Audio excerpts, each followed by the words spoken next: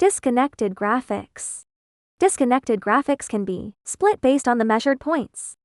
Divide the graphic into multiple subgraphics by connecting the points. Click Edit, select the graphic to be disconnected, and then click Disconnect.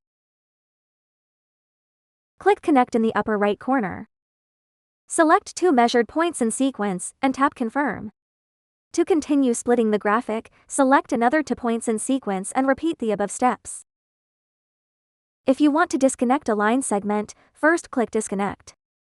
Then select the line segment to be disconnected and tap Confirm.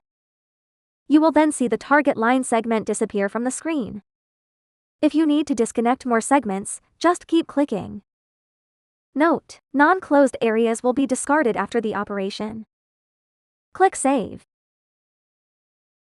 The edited graphics will be saved to a new layer. The disconnect function can only be used on closed graphics.